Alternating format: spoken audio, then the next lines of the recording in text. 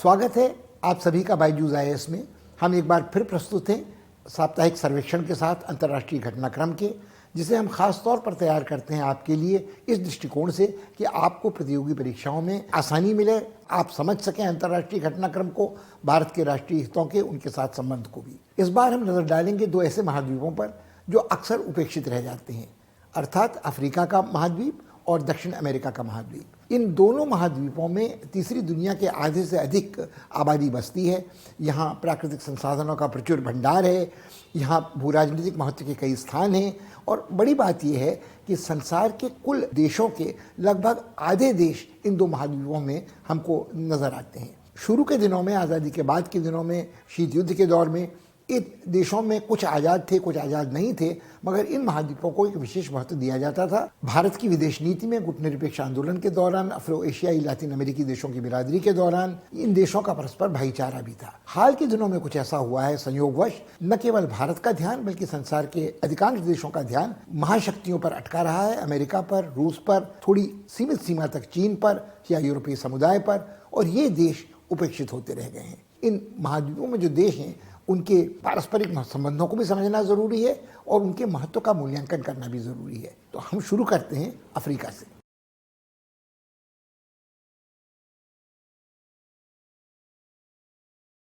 Africa महाद्वीप का दुर्भाग्य यह रहा है कि अपने विशाल आकार, बहुत बड़ी आबादी और प्राकृतिक संसाधनों की समृद्धि के बावजूद वह हमेशा उत्पीड़ित, शोषित और उपेक्षित रहा है। इसका कारण यह है कि वहाँ उसके ऊपर जो पदवी दी गई अंधेरे महाद्वीप की, डार्क कॉन्टिनेंट की, उसके लिए वो उत्तरदायी नहीं था। औपनिवेशिक शासनकाल के दौर में यूरोपीय साम्राज्यवादियों ने इतनी बुरी तरह शोषण किया अफ्रीकी महाद्वीप का कि उसकी अपनी अस्मिता, अपनी पहचान भुला दी गई। भारत के लिए भी कुछ गिने चुने देश अफ्रीका के परिचित रहे हैं, मगर ये बात शुरू करने के पहले हमें एक दृष्टि अफ्रीका के मानचित्र पर डालनी ज़रूरी है। अफ्रीका में 54 देश हैं और वो पुराना मुहावरा है कि एक हाथ की पांचों उंगलियां बराबर नहीं होती, तो हमको ये भी स्वीकार करना चाहिए कि अफ्रीका में 54 देश जो हैं उन सबका सामरिक, राजनीतिक या आर्थिक, सांस्कृतिक महत्व एक जैसा नहीं है। तटवर्ती अफ्रीका के सदियों पुराने संबंध, हजारों साल पुराने संबंध दूसरे देशों के साथ रहे हैं। जो देश पूर्वी या पश्चिमी तट पर थे, इसके अलावा जो उत्तरी छोर पर अफ्रीका के देश हैं जिन्हें मगरब कहा जाता है, उनका घनिष्ठ नाता मध्य एशिया में, पश्चिम एशिया में अरब देशों के साथ रहा है। कई देशों की आबादी अरब नस्ल की है। तो जो अफ्रीका का हृदय स्थल है या अफ्रीका का दक्षिणी छोर है, उसका बहुत सीधा संबंध इन देशों से नहीं है। सभी अफ्रीकी हैं, लगभग सभी अश्वेत हैं अरबों को मिलाकर, मगर फिर भी हर देश की अपनी अलग पहचान है और हर देश की अपनी अलग समस्याएं अंतर्राष्ट्रीय संबंधों के संदर्भ में रही हैं। जो चीज़ आसान है वो ये है कि आप अफ्रीका के कुल देशों को पट्टियों में बांट कर देखें।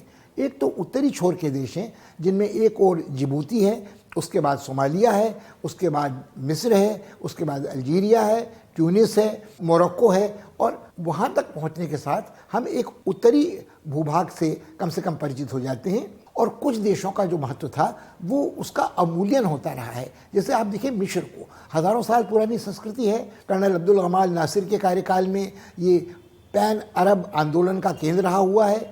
ये नेता मानता था अपने को पूरे अरब समुदाय का, और कमोबेश गुटनिरपेक्ष आंदोलन के संस्थापकों में मिस्र को की गिनती नेहरू, टीटो, सुकार्नो, सिहानुक के साथ की जाती रही है। मगर पिछले कुछ दशकों में ऐसा हुआ है कि जब अनवर सादात के कार्यकाल में एक समझौता हुआ था, एक युद्ध विराम हुआ था इजराइल के साथ, जिसकी कीमत चुकानी पड़ी थी सादात को अपने प्राणों से, मगर उसके बाद से लगभग एक सेना की तानाशाही, एक निर्वाचित तानाशाही का ऐसा रूप हमको देखने को मिस्र में मिला है कि मिस्र ने अपनी अंतर्राष्ट्रीय भूमिका को निश्चित रूप से गंवा दिया है।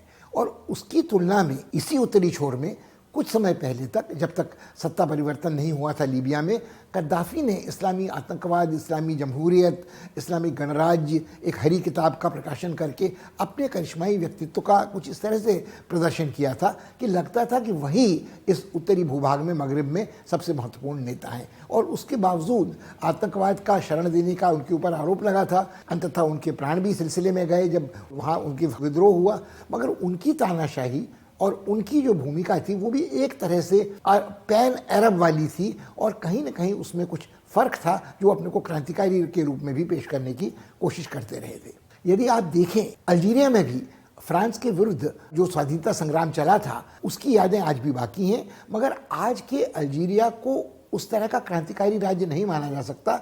वहाँ भी इस्लामी कट्टरपंथी के दर्शन हमें होने लगे हैं और अल्जीरिया के जो पुराने क्रांतिकारी तेवर थे वो बहुत बदले हैं। अब यदि आप देखें, जिबूती का जिक्र हमने किया, जिबूती में एक चीनी नौसैनिक अड्डा है, छोटा सा देश है, मगर उसकी भू राजनीतिक स्थिति ऐसी है कि इस नौसैनिक अड्डे की और चीन की यहाँ मौजूदगी की उपेक्षा, अवहेलना कोई भी नहीं कर सकता है। जिबूती के साथ ही जुड़ा देश है सोमालिया, जो बहुत गरीब देश है और जिसने अपनी बदनामी कमाई है अंतर्राष्ट्रीय राजनीति में तस्करों के कारण। जो समुद्री लुटेरे हैं वो भयंकर गरीबी उस देश में है, वहाँ का जो शासन है वो उन पर नियंत्रण लगाने में बिल्कुल असमर्थ है। अभी पिछले ही दिनों मोगादिशु में एक बार नहीं बार बार हमले हुए हैं राष्ट्रपति निवास के ऊपर, वहाँ के उन होटलों में जहाँ विदेशी रहते हैं, जहाँ पत्रकार रहते हैं। और एक तरह से इस अराजक देश में ये जो समुद्री तस्कर हैं या समुद्री लुटेरे हैं, इन्हीं के कारण एक अराजकता का माहौल पूरे इर्द गिर्द के सागर में है। और सोमालिया के साथ जुड़ा हुआ इलाका आता है फिर इथियोपिया का, कभी जिसका हिस्सा इरित्रिया था, कुछ वर्ष पहले इरित्रिया एक अलग देश के रूप में आ गया है। इथियोपिया भी हज़ारों वर्ष पुराना एक देश है जिसके संबंध सांस्कृतिक ऐतिहासिक रहे हैं दुनिया के दूसरे देशों के साथ। मगर वहाँ भी जब से साम्राज्य हेलसलासी का समाप्त हुआ और एक क्रांतिकारी शासन शुरू हुआ, तो ये एक तरह का नस्लवादी भेदभाव इथियोपिया के भीतर के निवासियों में रहा है, जो आज हमको इरित्रिया और सोमालिया के बीच देखने को मिलता है। सोमालिया से लोग शरण लेकर इरित्रिया में जाते हैं या इरित्रिया से सोमालिया में आते हैं, उनसे जो संकट पैदा होता है इथियोपिया के लिए, वो एक व्यापक इस क्षेत्रीय गृह युद्ध की शक्ल इसको देता है। और इथियोपिया का जो तिग्रे वाला इलाका है उसने बगावत एक तरह से पिछले 2 वर्षों से स्पष्ट कर दी है। किंतु ये सारी स्थिति, अस्थिरता की स्थिति कुछ ऐसी है जो पूरे इलाके में फैलती है, किसको आप किसी एक देश की समस्या नहीं मान सकते हैं। अब अगर आप देखें तो इसी तरह से इथियोपिया, मिस्र और सूडान के बीच में एक संघर्ष चल रहा है कि इथियोपिया की एक बड़ी महत्वाकांक्षा थी एक बहुत बड़ा रेनेसां बांध बनाने की, कई खरब डॉलर के निवेश के बाद, मगर उससे नील का जल जो रुकना था, जिसका प्रभाव मिस्र पर भी पड़ना था और उसका प्रभाव कहीं न कहीं सूडान पर भी पड़ना था। तो ये सब देश आपस में इस अंतर्राष्ट्रीय नदी, नील नदी के जल प्रबंधन के कारण टकराव की स्थिति में थे। और कहीं न कहीं ये टकराव ये भी था किसकी हस्ती इस मगरब वाले इलाके में, अरब इलाके में अधिक महत्वपूर्ण रहेगी। तो कभी जो पश्चिमी दुनिया के लाडले थे इथियोपिया के नेता, वो अचानक तिग्रे में युद्ध संघर्ष के बाद, इरित्रिया में हलचल होने के बाद, सोमालिया के साथ कुछ संकट इधर उधर का होने के कारण वो अब एकाएक एक खलनायक के रूप में उभरते शुरू हो रहे हैं, जिनके ऊपर मानवाधिकारों के हनन का आरोप भी लगाया जा रहा है और एक ऐसे बड़े बांध के निर्माण के कारण जो एक पर्यावरणीय संकट भी पैदा कर सकता है। तो ये जो बातें आपको उत्तरी अफ्रीका में देखने को मिलती हैं, वो लगभग आपको कहीं ना कहीं 2-3 चीज़ों से जोड़ती हैं। मगरब वाले इलाके को अफ्रीका के यदि मध्य एशिया, पश्चिम एशिया से जोड़ा जाता है तो उसका एक कारण तेल की राजनीति भी है।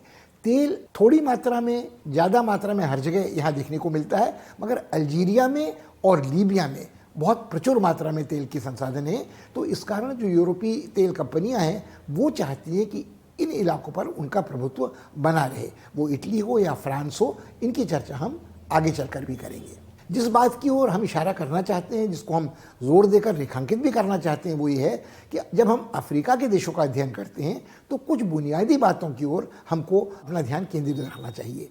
लगभग गरीबी की समस्या हर जगह है, लगभग भ्रष्टाचार की समस्या हर जगह है, लगभग तानाशाही की समस्या कमोबेश हर जगह है, और इसके अलावा संसाधनों को लेकर जो बहुराष्ट्रीय कंपनियों की लूटपाट है वो हर जगह है। और एक दिलचस्प पहलू अफ्रीका का ये भी है कि अफ्रीका में कुल आबादी जो है, जो दुनिया की आबादी का 6ठा हिस्सा आंका जाता है, पूरे प्रामाणिक आंकड़े कहीं भी जनगणना के नहीं हैं, मगर उस आबादी की जो मीडियन आयु है, यानी जो मध्यवर्ती सीमा रेखा उस विभाजन करती है पूरी आबादी का, वो 19.2 वर्ष है, कमोबेश 19 वर्ष। यानी पूरी अफ्रीकी देशों की कुल आबादी का लगभग आधा हिस्सा 19 वर्ष से कम उम्र का है और आधा हिस्सा 19 वर्ष से ज़्यादा उम्र का है। अब इसके 2 पक्ष हैं। कई लोग जो आशावान हैं वो तो कहते हैं कि देखिए, इसे जो जनगणना का लाभांश कहते हैं, पॉपुलेशन डिविडेंड, वो अफ्रीका के पक्ष में है।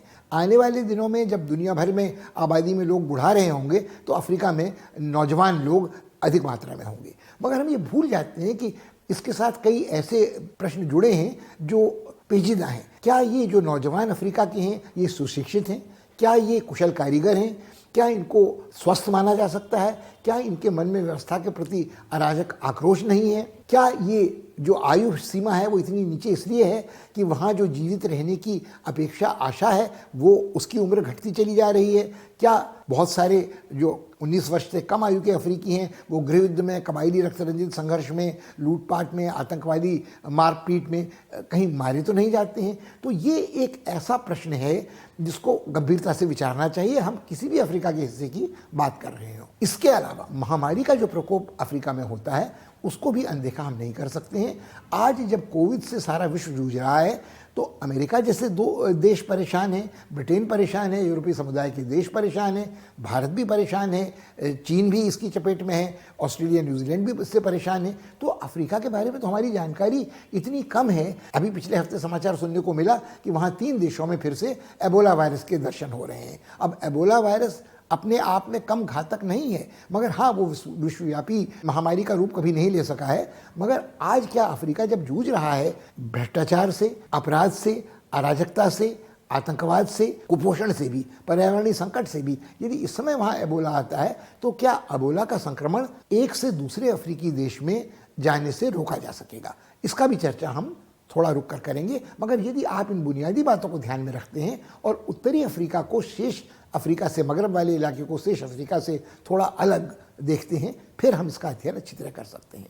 उत्तरी अफ्रीका जिस तरह से अलग है उसी तरह दक्षिणी अफ्रीका भी महाद्वीप में एक विशेष स्थान रखता है। भारत के सबसे घनिष्ठ संबंध दक्षिण अफ्रीका से रहे हैं, सिर्फ इस कारण नहीं कि महात्मा गांधी ने सत्याग्रह के अपने अहिंसक अस्त्र का आविष्कार वहाँ किया था, या भारतीय व्यापारी गुजराती सिंधी वहाँ जाकर बसे थे और वहाँ की अर्थव्यवस्था में ब्रिटिश औपनिवेशिक काल में भी उन्होंने महत्वपूर्ण योगदान दिया था। ये वो इस कारण भी है कि अफ्रीका में जो नस्लवाद की अपार्टाइड की नीति थी उसका विरोध करने वाले नेल्सन मंडेला को भरपूर समर्थन आज़ाद भारत ने दिया था। वो स्वयं को महात्मा गांधी के सत्याग्रह से प्रेरित मानते थे और हमको लगता है कि दक्षिण अफ्रीका के साथ भारत का नाता बड़ा घनिष्ठ है। वहाँ संकट क्या है कि नेल्सन मंडेला की रिहाई के बाद कारावास से जो अफ्रीकन नेशनल कांग्रेस ने सरकार बनाई तो लोगों को लग रहा था कि सुलह का और शांति का मार्ग प्रशस्त होगा और अपने प्रचुर प्राकृतिक संसाधनों का उपयोग कर दक्षिण अफ्रीका, माना जाता है विकसित देश है, ऊंची आमदनी वाला देश है, उसको पश्चिमी देश अपने जैसा ही मानते हैं। उसका एक और कारण भी है कि वहाँ की आबादी में दक्षिण अफ्रीका में नस्लवाद कानूनी दृष्टि से तो समाप्त हो गया, मगर सामाजिक और आर्थिक जीवन में जो संसाधन हैं उन पर प्रभुत्व, स्वामित्व श्वेतों का ही है और अश्वेत राजनीतिक दृष्टि से महत्वपूर्ण है। मगर वहाँ कभी भी श्वेतों के प्रति उस तरह का युद्ध संघर्ष नहीं शुरू हुआ जिस तरह पड़ोसी रोडेशिया, बाद में इसका नाम जिम्बाब्वे हो गया, वहाँ देखने को मिला। वो कहानी अलग है। मगर दक्षिण अफ्रीका में पिछले 1-2 साल से जो संकट बहुत स्पष्ट सामने आ रहा है वो है कि अफ्रीकन नेशनल कांग्रेस, जो कभी आज़ादी की लड़ाई में सबसे आगे थी, एक भ्रष्ट संस्था के रूप में सामने प्रकट हो रही है। इतना बड़ा व्यापक भ्रष्टाचार है कि जो पूर्व राष्ट्रपति जुमा थे उनके ऊपर यह आरोप लगाया जा रहा है, वो आज कचहरी में खड़े हैं कटघरे में, कि उन्होंने गुप्ता परिवार नामक जो भारतीय उद्यमी वहाँ काम करते थे उनके इशारे पर मंत्रिमंडल का गठन किया, उन्हें बड़े बड़े ठेके दिए, वो खुद भी लाभान्वित हुए और इस कारण वो अपनी सफाई में ये तर्क देते हैं कि ये सब मेरा राजनीतिक उत्पीड़न हो रहा है। मगर जो सज्जन आज रामाफोसा दक्षिण अफ्रीका के राष्ट्रपति हैं वो कभी उनके साथ उपराष्ट्रपति रहे थे और उनके अच्छे खासे साझेदार थे। मगर रामाफोसा की जब हम बात करें तो हमें सीधे सीधे दक्षिण अफ्रीका का महत्व भी समझ में आता है। आज दक्षिण अफ्रीका के राष्ट्रपति रामाफोसा न केवल अफ्रीकन नेशनल कांग्रेस के अध्यक्ष हैं, न केवल वो अपने देश के राष्ट्रपति हैं, वो अफ्रीका की जो यूनियन है, organisation of Africa, African union, उसके भी अध्यक्ष हैं। तो एक तरह से दक्षिण अफ्रीका न केवल दक्षिणी अफ्रीका में अपना नेतृत्व का जायज़ हक समझती है, बल्कि पूरे अफ्रीकन महाद्वीप का प्रतिनिधित्व करने वाले वो अपने को समझते हैं। दुर्भाग्य यह है कि दक्षिण अफ्रीका में कानून की व्यवस्था बहुत ख़राब है, वहाँ अपराध बहुत होते हैं और वहाँ एक तरह का जो अंधविश्वासी मानस है उसमें परिवर्तन 20-25 साल में बिल्कुल नहीं हो पाया है। जब HIV एड्स फैली थी तब भी उसका इलाज वो तंत्र मंत्र जड़ी बूटी से करने का कई मानते थे और आज वही मानसिकता कोविड के बारे में देखने को मिल रही है। मगर कोविड के बारे में संकट एक और है कि दक्षिण अफ्रीका ने अब तक टीकाकरण का अभियान शुरू ठीक से नहीं कर सका है। और कहीं ना कहीं भ्रष्टाचार के कारण, कहीं ना कहीं कुशासन के कारण जो राष्ट्रपति हैं वो अपनी नेक नियति के बावजूद दक्षिण अफ्रीका को वो महत्व अंतर्राष्ट्रीय रंगमंच पर दिलाने में असमर्थ रहे हैं जो शायद दक्षिण अफ्रीका का जायज़ हक है। कभी ये माना जाता था कि दक्षिण अफ्रीका के जो पड़ोसी देश हैं, नमीबिया, बोट्सवाना, स्वाजीलैंड, लिसोथो, जिम्बाब्वे पड़ोसी, अंगोला, मोजाम्बिक जो अगल बगल बैठते हैं, ये सब उसके दिशा निर्देश में काम करेंगे। मगर ऐसा बिल्कुल नहीं हो रहा है। सिर्फ राष्ट्रपति ज़ुमा शरण लेने को पड़ोसी देश में जा सकते हैं, मगर दक्षिण अफ्रीका को कोई सहायता अपने पड़ोसियों से मिल रही हो या वो भी उसका स्वीकार करने को तैयार हो, ऐसा नज़र नहीं आता है। जहाँ तक पड़ोसी जिम्बाब्वे का प्रश्न है, वह अभागा देश है जिसने गोरों को तो खदेड़ दिया और गोरों को खदेड़ कर भूमि का वितरण भी अश्वेतों को कर दिया। वो जितने कारखाने, उद्योग धंधे थे उनको भी अश्वेतों को सौंप दिया और लगभग कारोबार चौपट हो गया। उपनिवेशवाद की समाप्ति के बाद रोडेशिया को जिम्बाब्वे में बदलने का काम जिस व्यक्ति ने सफलतापूर्वक किया वो राष्ट्रपति मुगाबे थे। बड़े दिनों तक लोग उन्हें अपना हृदय सम्राट, जननायक इस देश में मानते थे और उनकी असफलताओं को, त्रुटियों को, कमियों को अनदेखा करते रहे। मगर भले ही मुगाबे बहुत लंबे समय तक ये आशा जीवित रखे रहे कि वो अपने देश को जनतांत्रिक बनाएंगे, पश्चिम के निकट ले जाएंगे, समतापूर्ण शासन की वहाँ स्थापना करेंगे, मगर इसको दुस्वप्न में बदलते देर नहीं लगी। वो कुनबा परस्त तानाशाह बन गए। कई दशक तक उन्होंने शासन किया और जिस तरह उन्होंने कभी गोरों का शोषण, उत्पीड़न किया था, लगभग उसी स्थिति में उनके अश्वेत अपने देशवासी भी आने लगे। लगभग 4 दशक के शासन के बाद वो अपदस्थ हुए, बहुत पक्की उम्र में आने के बाद, और अपने जाने के बाद वो अपना उत्तराधिकारी जिसको बनाकर गए लगभग, वो मंगवांगवे हैं, जिनके बारे में कहा जाता है कि उनका एक जो उपनाम है वो मगर है। मगर कुल मिलाकर जिम्बाब्वे जो कभी समझा जाता था भंडार पूरे अफ्रीका के लिए बड़ा खुशहाल देश था, वो आज दिवालियेपन की कगार पर है। और मुगाबे के शासनकाल में सिर्फ अफ्रीकी एकता के नाम पर, अश्वेतों की एकता के नाम पर, अश्वेतों के स्वाभिमान को आगे बढ़ाने के नाम पर उन्होंने अपने को टिकाए रखा। मगर वो स्थिति आज भी जिम्बाब्वे की है और जिम्बाब्वे तमाम अपने संसाधनों के बावजूद अपनी आर्थिक प्रगति को पटरी पर लाने में असमर्थ रहा है। और दक्षिण अफ्रीका के साथ उसका सहकार बहुत घनिष्ठ नहीं है। जहाँ तक मोजाम्बिक का सवाल है, वहाँ गैस का प्रचुर भंडार है, मगर वहाँ चीनियों की घुसपैठ शुरू हो चुकी है और उसको रोकने में, उसको अंग्रेजी मुहावरे में पुशबैक करने में दक्षिण अफ्रीका समर्थ नहीं रहा है। यदि इन सारी चीज़ों को आप ध्यान में रखें तो फिर हम अफ्रीका के पूर्वी तट की बात करते हैं कि पूर्वी तट में भी 3 देश हैं जो हमको बहुत आसानी से याद आते हैं, केनिया, युगांडा और तंजानिया। इन तीनों देशों में कभी न कभी एक ऐसे नेता थे जो चर्चित रहे थे, जैसे ईदी अमीन एक ज़माने में थे, जो फिर अश्वेत अस्मिता का अपने को पुरोधा मानते थे, मगर उन्होंने भी जिस तरह का तुनक मिजाज आचरण किया और जिस तरह से भ्रष्टाचार उनके शासनकाल में फैला और जिस तरह के कबायली संस्कार को उन्होंने बढ़ावा दिया, उसके बाद उनको कई वर्ष पहले ही अपदस्थ किया जा चुका था। मगर दुर्भाग्य युगांडा के भी ये है, युगांडा के नेताओं ने भी निरंतर निराशी किया है अंतर्राष्ट्रीय बिरादरी को, और वहाँ भी एक तरह से जो शासक बन बैठता है वो छोड़ने को तैयार ही नहीं होता है। तो अभी हाल में जो उगांडा में चुनाव हुए तो उसमें बड़ी विचित्र बात देखने को आई कि जो लगभग 74-75 वर्ष के वहाँ राष्ट्रपति हैं, वो 6 कार्यकाल पूरे कर चुके हैं। उन्होंने 6 बार चुनाव लड़ने के बाद अपनी जो उम्र की सीमा थी उसको भी खारिज करवा दिया और ये कहने के बाद कि मैं अब अगली बार चुनाव लड़ूंगा, वो चुनाव लड़ते रहे हैं। उन पर बार बार ये आरोप लगाया जाता रहा है कि चुनावों में हिंसा का, भ्रष्टाचार का प्रयोग हुआ है। उनके खिलाफ चुनाव याचिका को सर्वोच्च न्यायालय ने स्वीकार भी कर लिया था एक बार, मगर अंततः फैसला उनके पक्ष में दिया, ये कहते हुए कि हालांकि चुनाव में धांधली हुई है मगर कुल मिलाकर विजेता वही हैं। अब उनको चुनौती दी एक लोकप्रिय गायक ने जो बॉबी वाइन कहलाते हैं, तो उन्होंने काफ़ी निर्ममता से अपने विपक्षियों का जिसे वो दमन करते आए, इस लोकप्रिय गायक का भी दमन किया और एक और चुनाव याचिका आजकल न्यायालय में उनके विरुद्ध पड़ी हुई है। मगर ये सोच पाना कठिन है कि निर्णय उनके विपक्ष में होगा। हम अभी कह नहीं सकते कि होगा क्या, क्योंकि वहाँ के चुनाव आयोग ने और वहाँ के सर्वोच्च न्यायालय ने अतीत में ये प्रमाण दिया है कि वो राष्ट्रपति के खिलाफ भी, सत्तारूढ़ पार्टी के खिलाफ भी निर्णय दे सकते हैं। मगर इस तरह की आशाएं कई बार अफ्रीका के कई देशों में प्रकट हुई हैं और उसके बाद फिर वो ध्वस्त भी हुई हैं, तो ये कहना कठिन है। मगर तंजानिया में फिर चीनी प्रभाव बहुत ज़्यादा बढ़ रहा है, बड़े पैमाने पर निवेश किया है और तंजानिया उन देशों में है जिसने चीन के साथ वन बेल्ट वन रोड पर बड़े उत्साह से सहकार स्वीकार किया है। अब यदि आप देखें तो पश्चिमी तट पर अगर हम जाते हैं तो उत्तर पश्चिमी छोर पर अफ्रीका के बहुत सारे देश हैं, 15-16 देश हैं। सियरा लियोन है, बुर्किना फासो है, सेंट थॉम एंड प्रिंसेप है, उसके अलावा लाइबेरिया है, मोरिटानिया है, सेनेगल है, उसके बाद गैबोन है, गाम्बिया है, नाइजीरिया है, आइवरी कोस्ट है। मगर इन सब देशों को यदि आप देखें तो इनमें कुछ देश ऐसे हैं जो भले ही आपको देखने में बहुत छोटे लगते हैं मगर बहुत बड़े संकट को जन्म दे सकते हैं। वो बुर्किना फासो हो या सेनेगल हो, क्योंकि ये रास्ता खोलते हैं उन देशों के लिए जो उत्तरी छोर मगरब वाले अफ्रीका से और अफ्रीका का जो मर्मस्थल केंद्रीय अफ्रीका है उसके बीच के देश हैं। माली, मलावी, चाड, जहाँ गरीबी है, जहाँ केंद्र सरकार बहुत असरदार नहीं है और जहाँ इस्लामी कट्टरपंथी तत्व सक्रिय हैं, अलकायदा से छितराए हुए टुकड़े हैं। और जब ये एक देश की सरकार से परेशान होते हैं तो दूसरे देश की सरहद पार करके वहाँ चले जाते हैं। और दुर्भाग्य ये है कि इन देशों की जो सेनाएं हैं वो भी इतनी अनुशासित नहीं हैं। जो उन्हें भी जो मौका मिलता है तो मानवाधिकारों का हनन भी होता है, लूटपाट भी होती है, बलात्कार भी होता है और इस चक्कर में खेती बाड़ी, पशुपालन बिल्कुल चौपट हो जाते हैं और न शिक्षा की सुविधा रहती है, न चिकित्सा की सुविधा रहती है, न पर्यावरण के किसी संकट का सामना करने में ये लोग समर्थ रहते हैं और ये विदेशी सहायता का ही मुंह जोते रहते हैं। इन देशों की स्थिति कुछ ऐसी है कि कुछ कभी फ्रांस के उपनिवेश थे, कुछ कभी बेल्जियम के उपनिवेश थे और ये यूरोपीय देशों की कंपनियां आज भी इन्हें अपना उपनिवेश मानकर ही यहाँ काम करती हैं और दोहन करती हैं।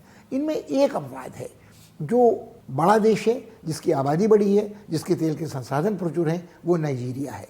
और मगर नाइजीरिया में भी जो है वो जातीय वैमनस्य, सांप्रदायिक वैमनस्य बियाफ्रा युद्ध के, गृह युद्ध के ज़माने से आज तक कभी रुक नहीं सका है। वहाँ सेना में भी कबायली मानसिकता है, सांप्रदायिक बैर, भेदभाव, प्रतिद्वंदिता है और ये लगभग उत्तरी नाइजीरिया और दक्षिणी नाइजीरिया का भेदभाव है जो बरकरार है। नाइजीरिया का जो हिस्सा जुड़ता है निजर प्रदेश से, वो उस मर्मस्थल तक उसको भी पहुंचाता है। और अभी पिछले सप्ताह जो समाचार सुनने को मिला है वो बार बार दोहराया जाता रहता है कि बोको हराम के लोगों ने, जो एक इस्लामी अतिवादी संगठन है, कुछ निर्दोष छात्रों का अपहरण कर लिया है। कभी ये संख्या दर्जनों में होती है, कभी सैकड़ों में होती है, फिर उनकी रिहाई के लिए संवाद शुरू होता है और भयादोहन होता है। इस स्थिति में सरकार कहती रहती है कि हम स्थिति नियंत्रण में है, हम काबू पा लेंगे, मगर ऐसा जान नहीं पड़ता है कि सरकार अपनी संप्रभुता को प्रमाणित कर सकती है अपने इलाके में भी। हाँ, तेल कंपनियां तेल संसाधन को दोहने के लिए जिस इलाके में तेल उपलब्ध है वहाँ अपना कुछ बंदोबस्त पुख्ता करके रखती हैं। और ये आरोप नाइजीरिया पर निरंतर लगता रहा है कि तेल संपदा के दोहन के कारण उसने अपने पर्यावरण को बहुत बुरी तरह नुकसान पहुंचाया है और शहरों और देहाती इलाके में जो भेदभाव है बेशुमार अमीर प्रशासकों तथा अन्य लोगों के बीच में वो निरंतर बढ़ता जा रहा है। तो यदि आप फिर देखें तो स्थिति ऐसी है कि देश समृद्ध संपन्न है दक्षिण अफ्रीका की तरह, मगर अराजकता है, तानाशाही है, कुनबा परस्ती है, भ्रष्टाचार है और अब निर्भर हैं विदेशी सहायता पर। अब हम पहुंचते हैं उन देशों पर जो बिल्कुल अफ्रीका का मर्मस्थल है, हार्ट ऑफ डार्कनेस जिसे कभी अंग्रेज उपन्यासकार कहा करते थे, जोसेफ कॉनरेड जैसे। वहाँ कॉन्गो है, कॉन्गो का गणराज्य है, दक्षिण अफ्रीकी राज्य है और वहाँ रुवांडा, बुरुंडी है। ये सारे देश ऐसे हैं जहाँ हीरे हैं, सोना है, कोबाल्ट है, बहुमूल्य दुर्लभ खनिज हैं, मगर वहाँ की सरकारें बिल्कुल ही अक्षम हैं। निरंतर गृहयुद्ध जैसी स्थिति वहाँ चलती रहती है और ये गृहयुद्ध जैसी स्थिति सिर्फ वैचारिक भेदभाव के द्वंद्व के कारण नहीं है, ये कबायली उस बैर भाव के कारण भी है, जहाँ प्रतिशोध की भावना निरंतर रहती है, जहाँ अगर एक बार कोई हत्याकांड हुआ तो उसका बदला जब तक पूरा ना हो जाए तब तक इसमें चैन नहीं पड़ता है। ये अफ्रीका का पूरा परिदृश्य है जिसको समझने में एक बार हम फिर दोहराएंगे। 4-5 बातें ध्यान में रखने की हैं कि लगभग सारा अफ्रीका प्राकृतिक संसाधनों से समृद्ध है। कहीं हीरे हैं, कहीं सोना है, कहीं तेल है, कहीं बहुमूल्य खनिज हैं, कहीं गैस के भंडार हैं, कहीं वन संपदा है, मगर इस सब के साथ अनेक देशों में बूढ़ा नेतृत्व है, आक्रोश से भरी हुई नौजवान आबादी है, रोग है, महामारी है, पर्यावरण का संकट है, उसके अलावा भ्रष्टाचार और गृहयुद्ध है, इस्लामी आतंकवाद है। और ये इन सब का एक ऐसा घालमेल है कि एक देश से दूसरे देश में इसका लावा बहकर आता जाता रहता है और विदेशी बहुराष्ट्रीय कंपनियों के स्वार्थ के कारण यहाँ कहीं ऐसी प्राइवेट सेनाएं भी काम कर रही हैं जिनका नियंत्रण करना बड़ा कठिन होता है, जैसा लीबिया में देखने को मिलता है, जहाँ रूसी भाड़े के सैनिक भी हैं, और साहेल देशों में मोरक्को के दक्षिण में आपको बड़े पैमाने पर फ्रांसीसी सैनिक उपस्थिति भी देखने को मिलती है, जो अंतर्राष्ट्रीय एक टुकड़ी के रूप में वहाँ काम कर रही है।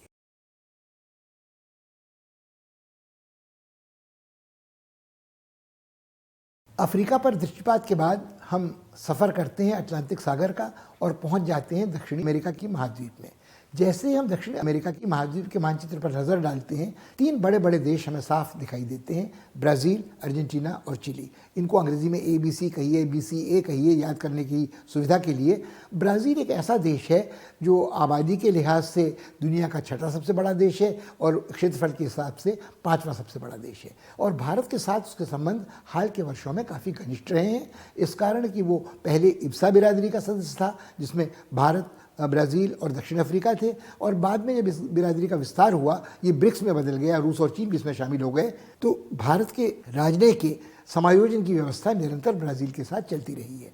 ब्राज़ील एक प्राकृतिक संसाधनों से समृद्ध देश है।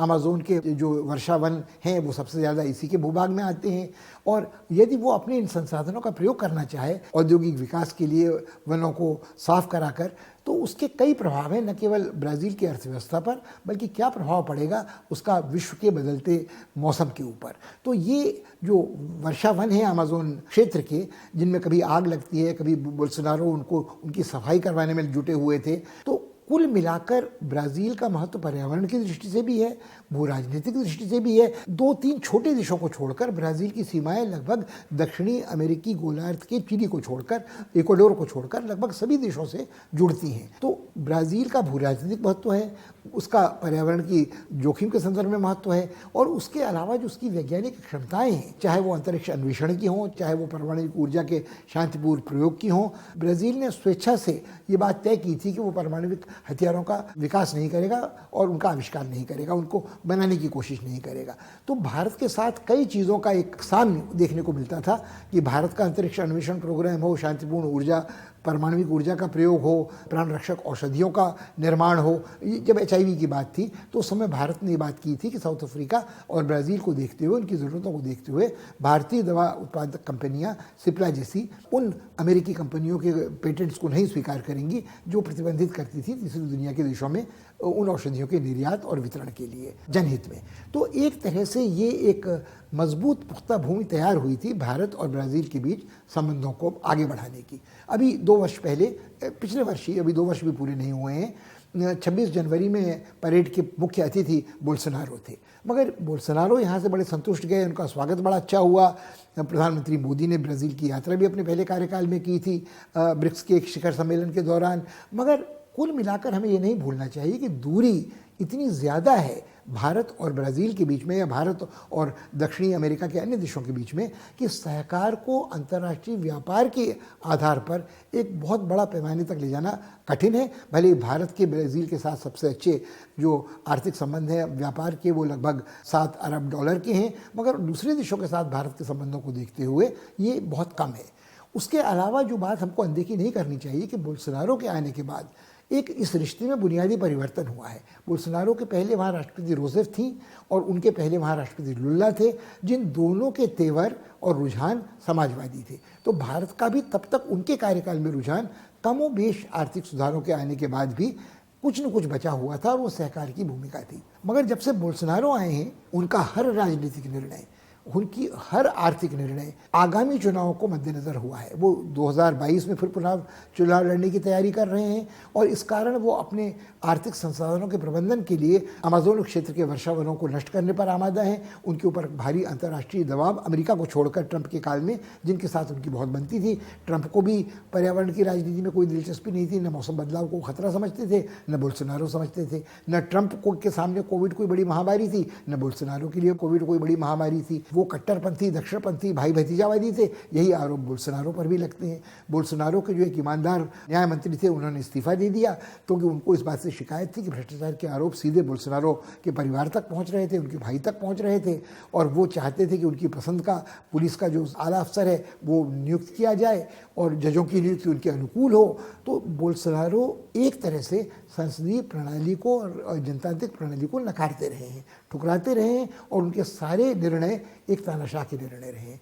ऐसी स्थिति में कब तक कैसे उनके साथ कोई स्थायी संबंध बनाए रखा जा सकता है, सोच पाना कठिन है। अर्जेंटीना के साथ संबंध हमारे और भी कम घनिष्ठ है ब्राज़ील की तुलना में। बार बार जब हम उल्लेख करते हैं तो हम याद करते हैं रविंद्रनाथ ठाकुर की अर्जेंटीना यात्रा की, उनकी मैत्री की वहाँ की कवयित्री, अभिजात्य कवयित्री विक्टोरिया ओकाम्पा के साथ, या हमें याद आते हैं ऑक्टेविया पास जो वहाँ के राजदूत एक बार यहाँ नियुक्त थे और कवि थे। चिली और भी दूर की बात है। चिली और भी दूर की बात इसलिए है कि वहाँ जब से अयांदे को विस्थापित किया गया था तो वहाँ की भी मशहूर कवि जो पाब्लो नेरुदा थे उनके साथ भारतीय परिचित हैं, मगर दूरी बहुत ज़्यादा है। और ये दोनों देश, चिली हो या अर्जेंटीना हो या ब्राज़ील हो, इनका संस्कार बुनियादी तौर पर रोमन कैथोलिक या ईसाई है, और ये जो भाषा ये बोलते हैं, दुनिया में सबसे ज़्यादा पुर्तगाली बोलने वाले बसते हैं ब्राज़ील में।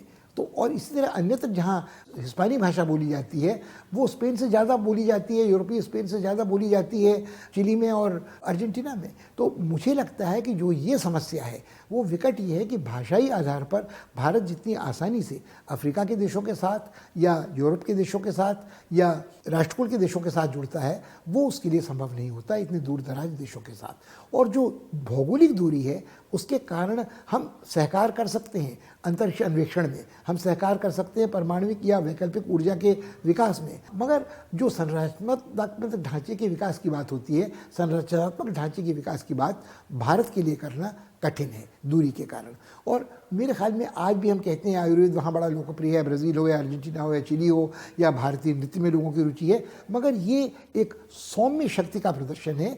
ठोस राष्ट्रीयताओं का सन्निपात यहाँ होता नजर नहीं आता। हमें एक बार फिर दिशा का रुख करना होगा और देखना होगा उन देशों को जिनका जिक्र हम इस बार नहीं कर पाए हैं, जैसे जो जहाँ दक्षिण अमेरिकी गोलार्ध जुड़ता है मध्य अमेरिकी भूभाग से, जहाँ पनामा नहर है, जहाँ कैरिबियन के देश हैं, जहाँ वो देश हैं मेक्सिको जैसे जो जुड़ते हैं अमेरिका की सीमा के साथ, जिनके संबंध तनावपूर्ण रहे हैं ट्रंप के काल में अमेरिका के साथ, मगर भारत के साथ जिनके पुराने सौहार्दपूर्ण रिश्ते रहे हैं मेक्सिको में, वो खेल हो, कला जगत हो, या वो फिर वैज्ञानिक शोध का क्षेत्र हो, या यहाँ संभावनाएं भारत के साथ हमेशा से रही हैं।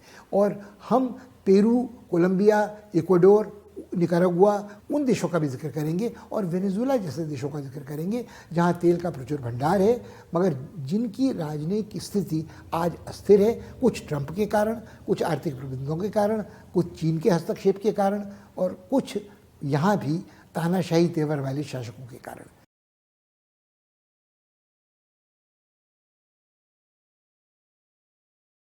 इस बार इतना ही। अगले सप्ताह आपसे फिर मुलाकात होगी। प्रतीक्षा रहेगी आपके साथ संवाद की। आप भी तैयार रहिए इस संवाद के लिए, और जो कसर इस बार छूटी है उसको अगली बार हम पूरा करने की कोशिश करेंगे। और हम कोशिश करेंगे कुछ उन मुद्दों पर भी ध्यान देने की जो देशों के साथ नहीं जुड़े हैं पर बेहद महत्वपूर्ण है अंतर्राष्ट्रीय राजनीति में, जैसे मौसम बदलाव का जोखिम, और जिसे बिग टेक कहते हैं, जिसे कृत्रिम मेधा कहते हैं, आर्टिफिशियल इंटेलिजेंस, या वो सोशल मीडिया की बड़ी बड़ी कंपनियां जो संप्रभु राष्ट्रों की तरह आचरण कर रही हैं, वो गूगल हो, फेसबुक हो या एप्पल हो। इन सब बातों का चर्चा हम करेंगे अगली बार।